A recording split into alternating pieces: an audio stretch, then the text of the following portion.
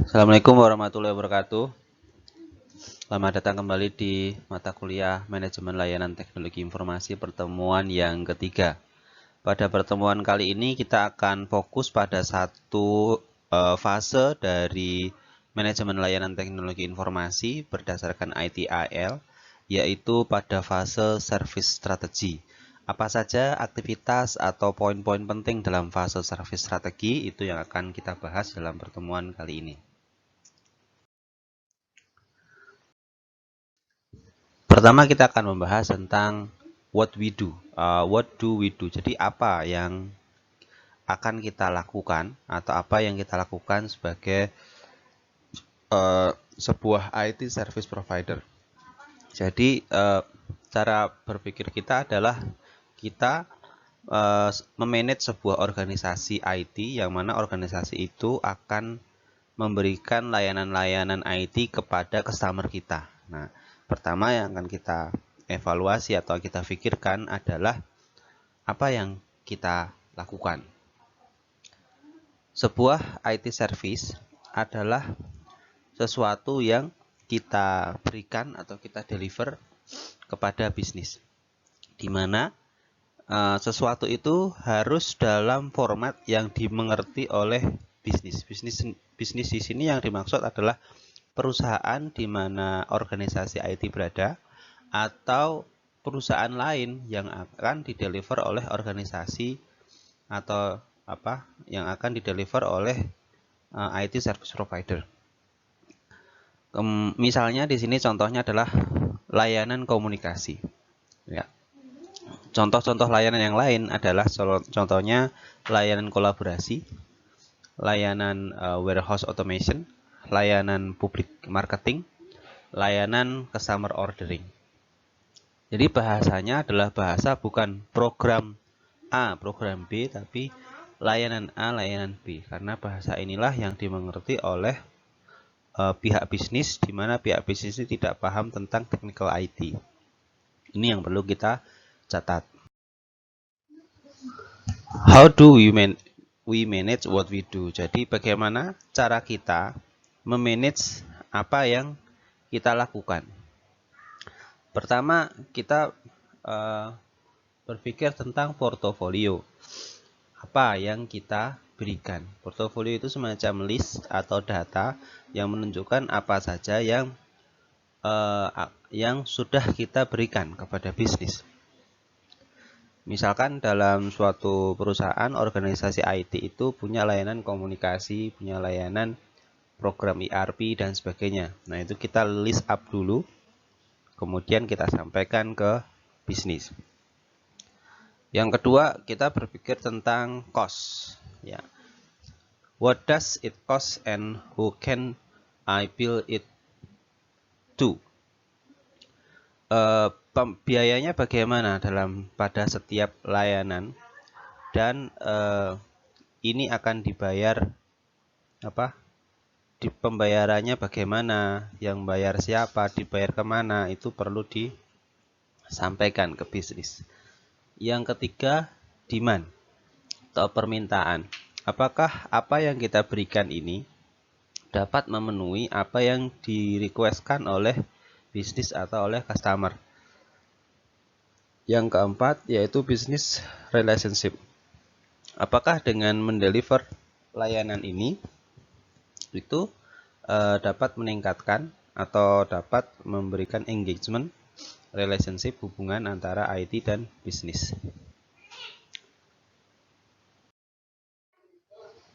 Kita berikan satu contoh biar jelas ya. Kita misalkan IT mendeliver layanan komunikasi, communication services. Portofolio dalam layanan komunikasi ini misalnya ada email, ada messaging, ada video conference misalnya. Ada 3 sub layanan yang kita berikan dalam layanan communication services. Nah, cost-nya kita sampaikan bahwa tiap bulan itu cost-nya $23 atau flat $2.000 gitu. Ini harus jelas kita sampaikan ke user atau ke bisnis. Kemudian demand. VM need drop 10%. Sin move to Office 365. Jadi ini kita sampaikan bahwa layanan ini ada masa tidak bisa dipakai selama 10% dari waktu timing waktu kerja, katakanlah gitu. Misalkan waktu kerja dalam setahun itu misalkan 100 hari, berarti yang 10 hari itu kita sampaikan ke perusahaan bahwa 10 hari ini nanti kemungkinan akan tidak bisa dipakai, misalkan untuk maintenance dan lain-lain. Kemudian business relationship, kita perlu mensurvei bahwa user itu senang atau puas dengan layanan yang sudah kita berikan.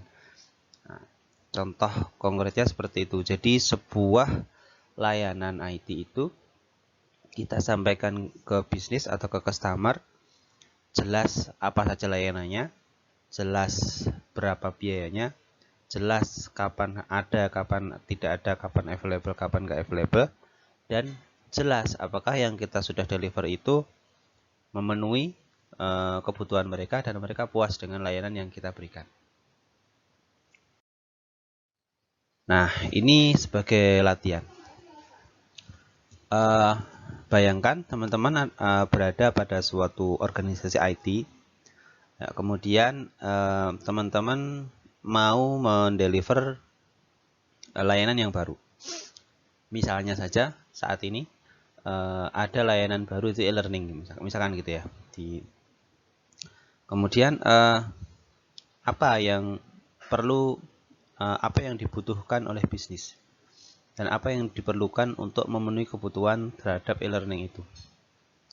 Siapa yang kita bisa tanya untuk masalah itu di sisi perusahaannya ya. Jadi kita perlu satu perwakilan user yang nanti kita bisa tanya.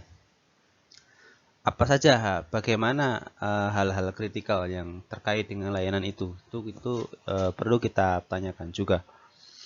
Kemudian bagaimana cara mengalign atau menyelaraskan layanan ini dengan strategi perusahaan atau strategi organisasi. Apakah kita sudah memiliki model arsitektur untuk layanan ini? Nah, ini kaitannya dengan arsitektur secara keseluruhan dari teknologi IT yang sudah ada. Kita mau mendeliver layanan baru, maka kita harus menyesuaikan itu dengan arsitektur yang sudah ada. Contohnya arsitektur yang sudah ada selama ini menggunakan Oracle misalkan sebagai database-nya, ya kita harus sesuaikan bahwa layanan itu sesuai dengan arsitektur database kita itu Oracle. Bagaimana tentang estimasi biayanya? Bagaimana cara mereconcile biaya tersebut? Siapa yang bisa mereconcile biaya tersebut dan seterusnya. Ya. Nah, di sini perlu teman-teman identifikasi karena kita nanti dalam satu riset kita adalah menggunakan open source. Pertama, dalam business discussion itu alat atau tool open source apa yang bisa kita gunakan? Ini banyak sekali. Teman-teman bisa searching di internet open source tool untuk business discussion. Kemudian oleh open source tool untuk collaboration, social media dan lain-lain. Kemudian open source tool untuk model creation di dokumen library. Kemudian open source tool untuk service manager. Nah, ini teman-teman bisa cari. Nanti silahkan komen di forum EduLearning dan juga komen di WA silahkan. Nah, untuk pertemuan selanjutnya tentang sebelumnya ini adalah beberapa practical question yang perlu kita jawab sebagai untuk melatih cara berpikir kita.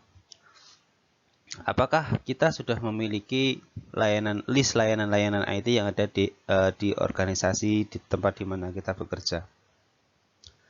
Apakah kita paham atau mengetahui langkah-langkah untuk new services, kemudian bagaimana kontrol untuk menerapkan layanan yang baru, bagaimana pendekatan kita untuk memanage cost sebuah service, dan bagaimana caranya kita mendecommissioning sebuah services. Mendecommissioning itu artinya sebuah layanan itu tidak dipakai lagi. Untuk pertemuan selanjutnya kita akan membicarakan tentang service design dan lain-lain tentang service design.